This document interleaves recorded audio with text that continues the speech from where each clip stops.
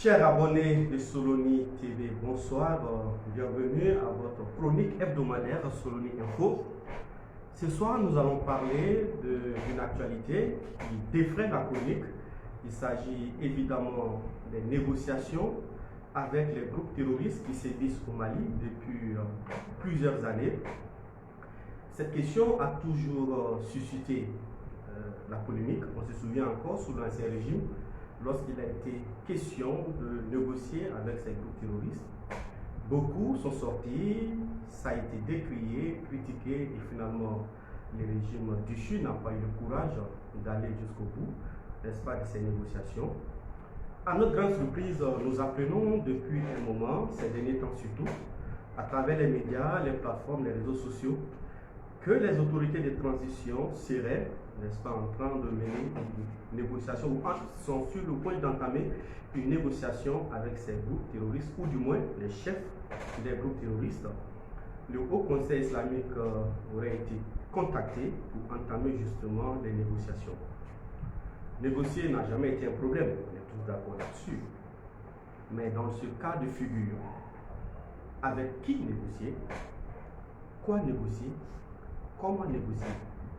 Et ces questions sont tellement pertinentes qu'on ne peut pas les passer sous silence. C'est pourquoi nous commençons notre chronique, n'est-ce pas, sur cette actualité. Aujourd'hui, nous ne serons pas longs, mais c'est de pousser chacun d'entre nous à aller à cette réflexion pour justement aider la transition, puisqu'il s'agit de ça. Nous sommes dans une période où une sortie qui n'arrangerait pas les autorités de la transition, vous êtes automatiquement indexé le soir contre la transition, vous êtes traité des gens qui ne sont pas patriotiques, mais non, nous aimerons, comme j'aime le dire, que cette transition réussisse. Nous n'avons même pas le choix.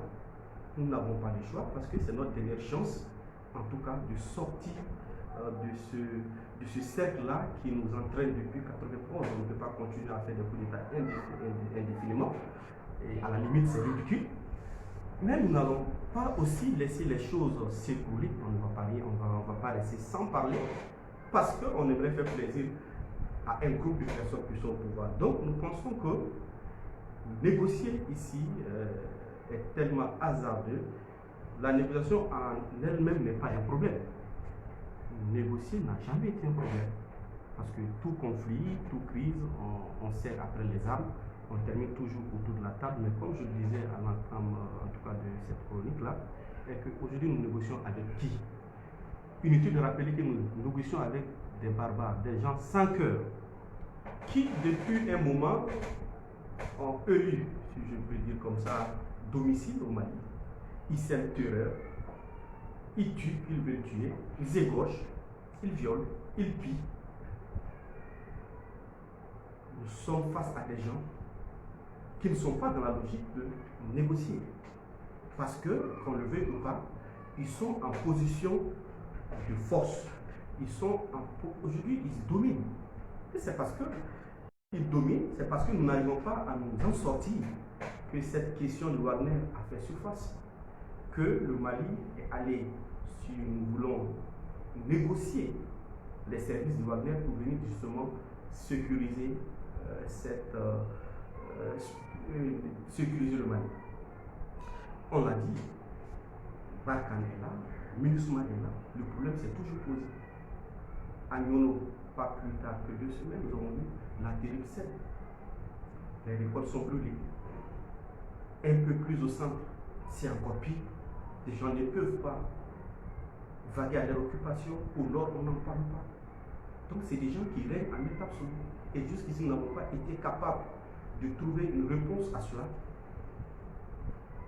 Et aujourd'hui, on veut aller négocier. Mais quoi négocier? C'est aussi une question importante. Nous allons négocier quoi? Des gens qui ont une idée déjà arrêtée. Des gens qui pensent à une idéologie.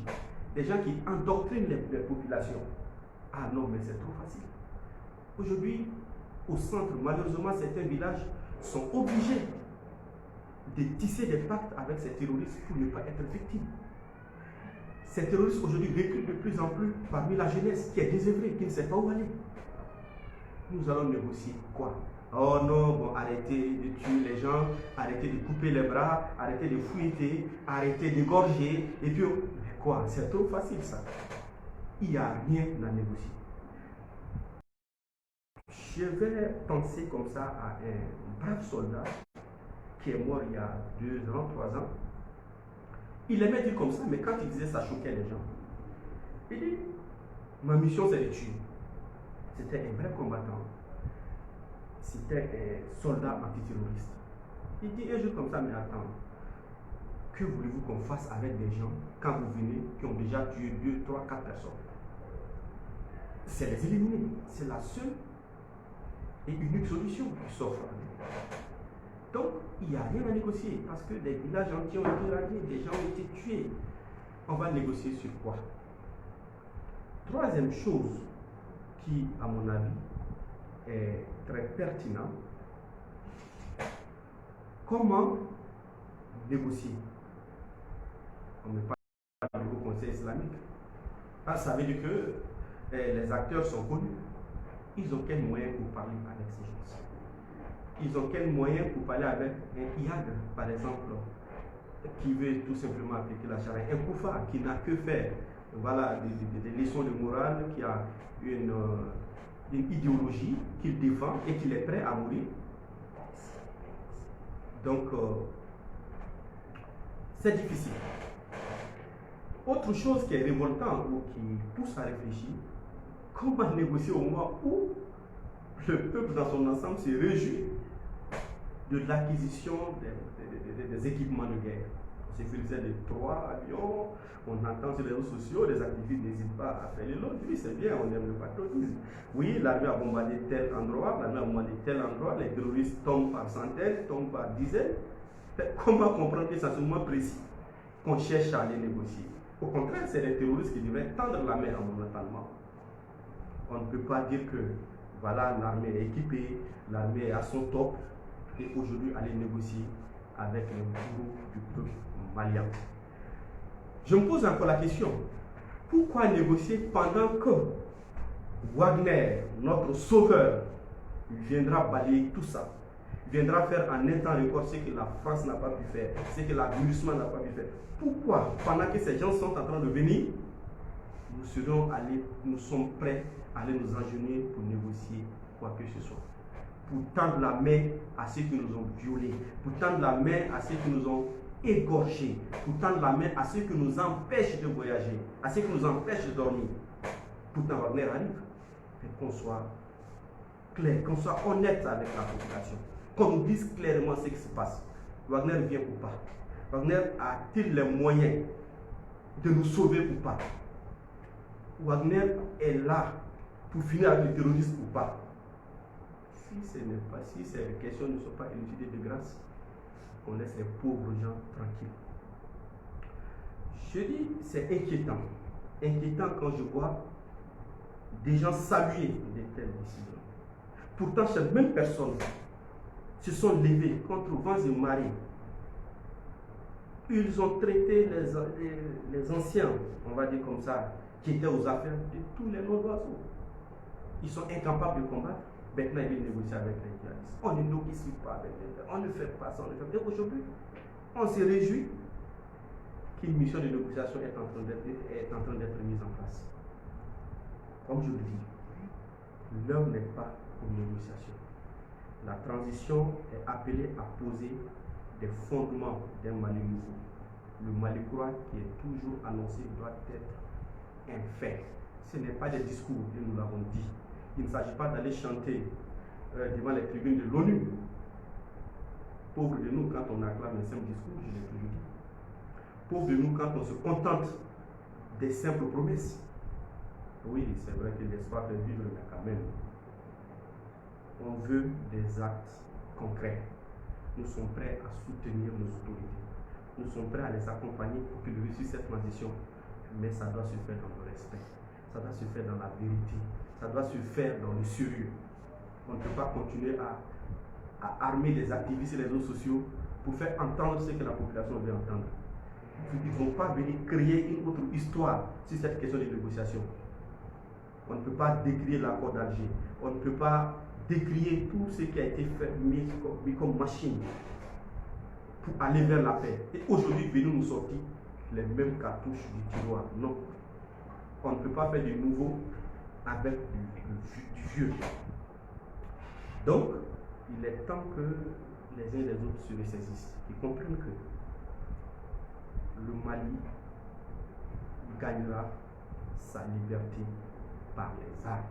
Parce que ceux qui sont en face n'ont que ça, ils n'attendent que ça. On ne peut pas négocier avec quelqu'un qui tue de sang-froid, quelqu'un qui égorge un homme de sang-froid, quelqu'un qui brûle tout un village. On ne peut pas négocier avec eux. Pas du tout. On ne peut pas négocier avec quelqu'un qui pense qu'en mourant sur de tels champs de bataille, on va dîner au paradis. C'est trop facile. Ils ne connaissent que le langage des armes. Il faut employer le langage des armes. Si le Mali est équipé, on passe en action. Si Wagner vient effectivement appuyer nos forces de défense et de sécurité pour mettre fin au terrorisme, qu'on y va. Si c'est des moyens qui manquent, qu'on nous dise. Hier, on ne nous donnait pas les moyens de combattre. Hier, la hiérarchie nous empêchait de tuer. Aujourd'hui, la France nous empêche de bombarder les positions des djihadistes, soit disant qu'ils sont en train de faire une formation passive, une formation passive. Maintenant que nous sommes aux affaires, maintenant que nous avons les équipements, maintenant qu'il n'y a personne pour empêcher l'ordre, maintenant que la France est en train de dégager de Kigali, ce n'est pas le moment de négocier. Ce n'est pas le moment de négocier. Maintenant que Wagner arrive en héros, ça me rappelle les films commando où, voilà, un seul commando va libérer tout un village et puis il est acclamé un héros. Hé, réveillons-nous. Réveillons-nous, il viendra libérer le Mali à notre place. Aucune négociation ne va mettre fin à cette crise, sinon ça n'a que trop de 10 ans, c'est pas 10 jours. 10 ans, c'est pas 10 jours. Les auteurs d'alors ont fait ce qu'ils pouvaient faire. Ceux qui sont là, c'est à eux de nous montrer de quoi ils sont capables. Et je pense que ce ne sont pas les ressources qui manquent. Nous avons des commandos, nous avons des colonels, et je crois que ce n'est pas la stratégie qui manque, mais aller négocier n'est pas la solution. Parce qu'aucune solution ne sortira de cette négociation. Et on ne veut pas entendre qu'il y ait un fonds pour ça, qu'il y ait un budget qui a été voté pour ça. On ne veut pas. Désormais, nous allons veiller sur tout ce qui va sortir comme fonds. Parce que le Mali Croix, c'est aussi ça. Le Mali Croix, le Mali Koura, entendez par là, le nouveau Mali se fera avec nous. Donc, il a en même une idée. Donc, voilà un peu, mais on va se retrouver très prochainement pour d'autres chroniques. Mais d'ici là, paix sur le Mali. Soutenons notre transition, mais soutenons dans la vérité.